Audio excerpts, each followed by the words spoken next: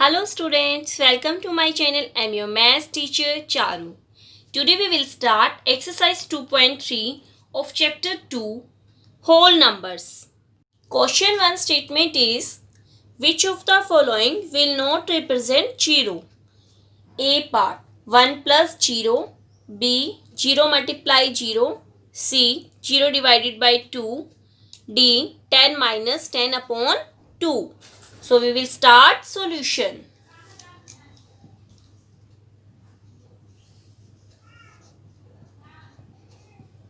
Firstly, we write A part 1 plus 0. 1 को अगर हम 0 में प्लस करेंगे तो क्या आएगा 1. Now B part 0 multiply 0. 0 को अगर हम 0 से मल्टीप्लाई करेंगे तो क्या आएगा 0. अब हम C पार्ट करेंगे 0 डिवाइडेड बाय 2.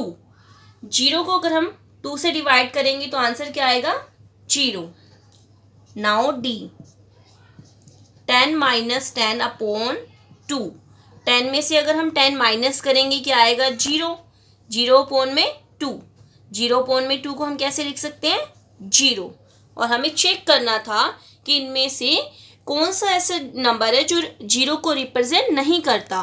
अब फर्स्ट है जो ए पार्ट, उसका आंसर क्या आया है 1. तो यानी कि ए पार्ट 0 को रिप्रेजेंट नहीं करता. बी का आंसर क्या आया है 0, सी का भी 0 एंड डी भी 0. तो only a part does not represent 0. So we write only a part does not represent 0. Now coming to question 2. Question 2 statement is if the product of two whole numbers is 0, can we say that one or both of them will be 0? Justify through examples. Which means अगर to whole numbers का product 0 है, क्या हम कह सकते हैं कि उनमें से एक या दोनों ही नंबर 0? क्योंकि अगर हम दोनों नंबर को मल्टीप्लाई कर रहे हैं 0 आंसर आएगा, तो उनमें से एक तो 0 होना ही चाहिए या फिर दोनों ही 0 होने चाहिए. तो इसका आंसर क्या आएगा, क्योंकि अगर एक हम 0 लेंगे तब भी दोनों का प्रोडक्ट 0 आएगा, अगर हम दोनों 0 लेंगे तब भी आंसर 0 आएगा. तो इसका मतलब क्या हुआ, तो इन्होंने क्या पूछा हुआ है, can we say that one or both of them will be 0? क्या एक या फिर दोनों 0 हो सकते हैं? तो इसका आंसर क्या आएगा यस. इन्होंने पूछा हुआ है जस्टिफाई थ्रू एग्जाम्पल. तो एग्जाम्पल से भी हम ये क्लियर करेंगे कि ये हमारी जो स्टेटमेंट है वो सही है या नहीं. So we start solution. So firstly we write answer of this question. तो इसका आंसर क्या था यस. अब हम एग्जाम्पल्स की हेल्प से इस स्टेटमेंट को क्लियर करेंगे.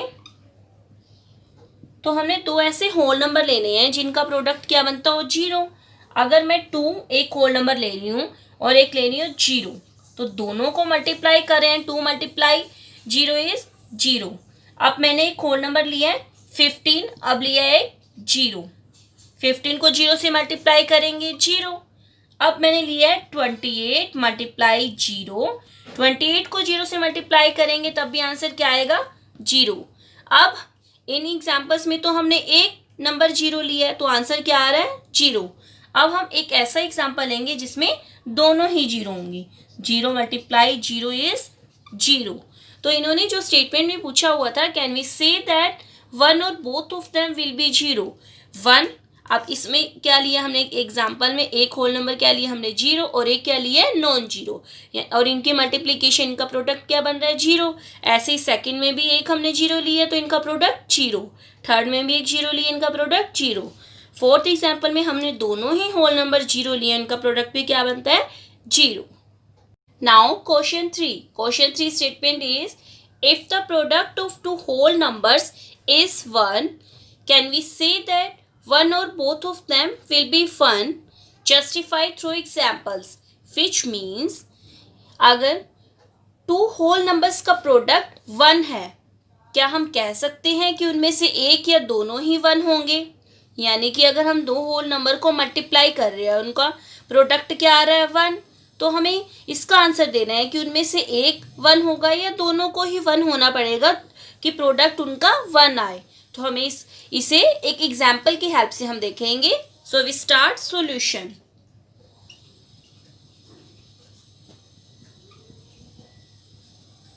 अगर हम एक होल नंबर 1 ले रहे हैं और दूसरा होल नंबर 1 नहीं ले रहे हैं, यानी कि अगर हमने एक होल नंबर 2 लिया है और दूसरा होल नंबर 1 लिया है, दोनों को अगर हम मल्टीप्लाई करते हैं तो उसका जो प्रोडक्ट बनेगा वो क्या बनेगा? 2 × 1 इज 2। तो 1 तो नहीं बनेगा उनका प्रोडक्ट, यानी कि अगर हमें प्रोडक्ट 2 होल नंबर्स का 1 लाना है तो उन दोनों को ही 1 होना पड़ेगा। तो इसका आंसर क्या आएगा? Both of them will be 1। both of them will be 1। Example देखते हैं हम इसका। अगर हम एक होल नंबर 1 ले रहे हैं और दूसरा होल नंबर भी हम 1 ले रहे हैं, तो दोनों को मल्टीप्लाई करेंगे, 1 को 1 से मल्टीप्लाई करेंगे, क्या आएगा? 1।